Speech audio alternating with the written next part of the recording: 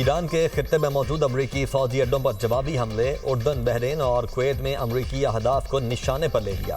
پاسداران انقلاب کا اردن میں امریکی اڈے پر حملے میں بڑا نقصان پہنچانے کا دعویٰ۔ ترجمان کے مطابق اردن کے علاقے الازرق میں موجود امریکی فوجی تنصیبات کو بیلسٹک میزائلوں سے نشانہ بنایا۔ الازرق امریکی فوج کے زیر استعمال 20 گوداموں کو تباہ کر دیا۔ حملے میں KC-17 ٹرانسپورٹ اور P-8 کمانڈ اینڈ کنٹرول طیارے کو نقصان پہنچا۔ متعدد امریکی فوجی بھی ہلاک ہوئے۔ ایران کا کویت میں امریکی فضائی اڈے پر حملے اور ڈرون تباہ کرنے کا دعویٰ۔ پاسداران انقلاب کا کہنا ہے کہ امریکی حملوں کے جواب میں کویت کے علی السالم امریکی فضائی اڈے کو نشانہ بنایا۔ امریکی ریڈار، فضائی آلات کے گودام اور MQ-9 ڈرون ہینگر ہدف تھے۔ حملے میں متعدد امریکی MQ-9 ڈرون آگ کی لپیٹ میں آ کر تباہ ہوئے۔ امریکی وزیر خارجہ مارکو روبیو کا ایران کے ساتھ دوبارہ مذاکرات کی خواہش کا اظہار۔ کہا امریکہ ایران کے ساتھ سفارتکاری کا دروازہ بند نہیں کرنا چاہتا۔ ایران نے اپنے ہارمز کو محفوظ اور کھلا رکھنے کے بجائے بحری جہازوں پر حملے کیے۔ ایسے اقدامات کسی بھی مفاہمتی کوشش کے برعکس ہیں۔ تہران مختلف ذرائع سے مذاکرات کی خواہش کے اشارے دے رہا ہے۔ ایران سفارتکاری چاہتا ہے تو اسے رویے میں تبدیلی لانا ہوگی۔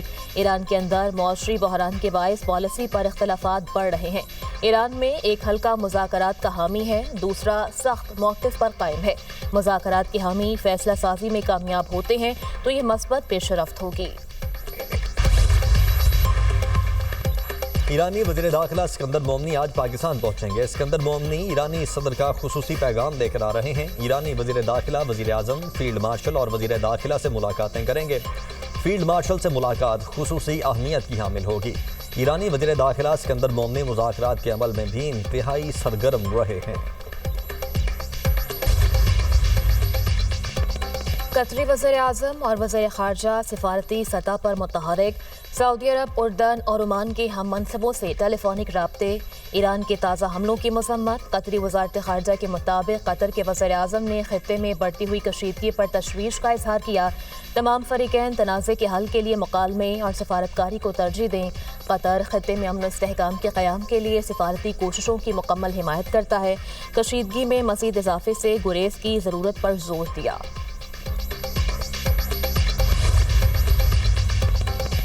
ایران کو دھمکی دی جا سکتی ہے، نہ لالچ۔ ایرانی وزیر خارجہ عباس عراقچی کہتے ہیں ایران کی افزودہ یورینیم فروخت نہیں کی جا سکتی۔ جنگ سے پہلے مذاکرات میں لالچ دیا گیا تھا، جنگ کے باوجود پالیسیز اور اصولوں میں تبدیلی نہیں آئی۔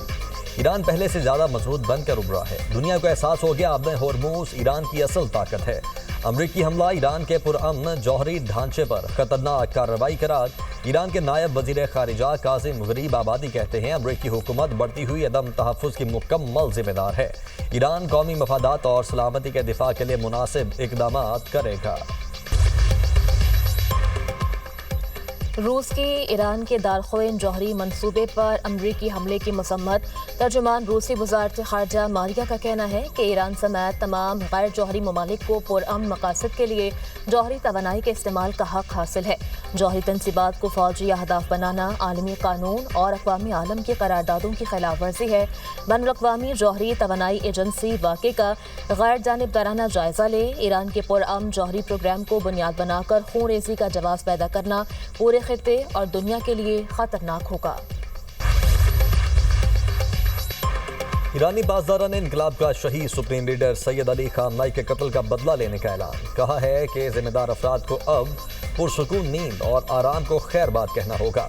ایرانی میڈیا کے مطابق پاسداران انقلاب نے ایک بیان میں کہا اردن، کویت، عمان اور دیگر ممالک میں موجود امریکی اڈوں کے خلاف کارروائیاں جاری رہیں گی۔ آبدائے ہرموز کو جنگ سے پہلے کی صورتحال میں واپس لانے کی امریکی کوشش کامیاب نہیں ہوگی۔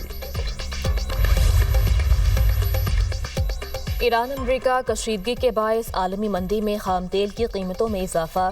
برطانوی کروڈ آئل $90 فی بیرل ہو گیا۔ امریکی خام تیل $84 فی بیرل پر ٹریڈ۔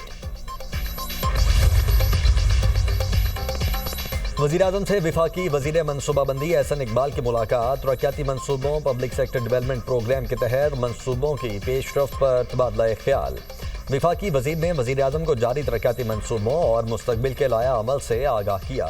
شہباز شریف نے کہا قومی اہمیت کے تمام ترقیاتی منصوبوں کو مقررہ مدت کے اندر اعلیٰ معیار کے ساتھ مکمل کیا جائے۔ عوامی فلاح و بہبود، روزگار کے مواقع پیدا کرنے اور پائیدار معاشی ترقی کے حصول کے لیے ترقیاتی منصوبوں کی بروقت تکمیل حکومت کی اولین ترجیح ہے۔ تمام متعلقہ وزارتیں اور ادارے باہمی تعاون اور مؤثر رابطے کے ذریعے منصوبوں پر عمل درآمد کی رفتار مزید تیز کریں۔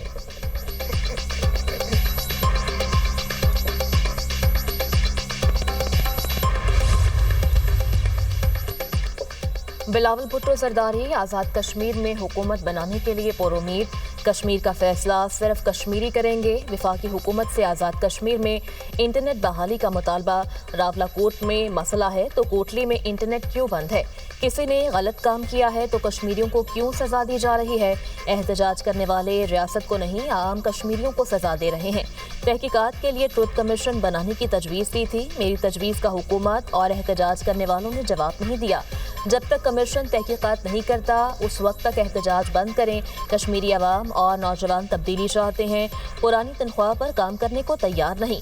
Chairman Peoples Party Bilawal Bhutto کا کوٹلی آزاد کشمیر میں انتخابی جلسے سے خطاب، کہتے ہیں تیر سے شیر کا ایسا شکار ہوگا، تاریخ یاد رکھے گی۔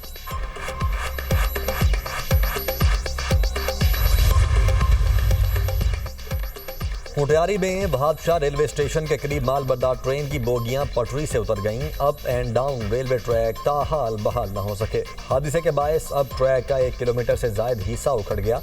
ریلوے انتظامیہ کے مطابق متاثرہ مال بردار ٹرین کی بوگیوں کو ٹریک سے ہٹانے کا کام جاری ہے۔ بوگیاں ہٹانے کے بعد ٹریک کی مرمت اور بحالی کا عمل شروع کیا جائے گا۔ ریلوے انتظامیہ کے مطابق شام تک ڈاؤن ٹریک بحال کر کے ریلوے ٹریفک بحال کر دی جائے گی۔ بانی پی ٹی آئی سے ملاقاتوں کے کیس کی سماعت، سپریم کورٹ میں جیل انتظامیہ سے ملاقاتوں سے متعلق رپورٹ اور ریکارڈ طلب کر لیا۔ جیل انتظامیہ کو 3 ہفتے میں تمام ریکارڈ جمع کروانے کی ہدایت۔ ایڈوکیٹ جنرل اسلام آباد نے کہا کیس میں جامع رپورٹ جمع کروانی ہے، مہلت دی جائے۔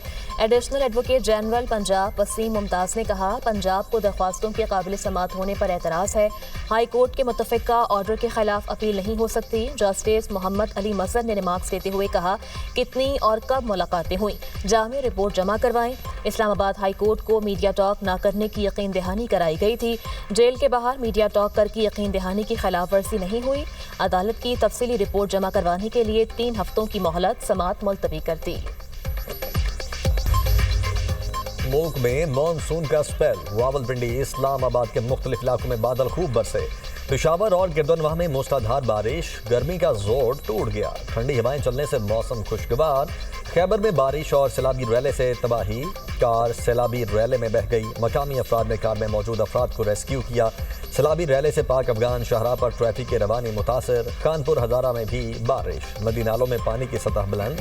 مردان میں بارش سے کمرے کی چھت گر گئی، ملبے تلے دب کر 2 بچے جاں بحق، ماں اور بیٹی زخمی۔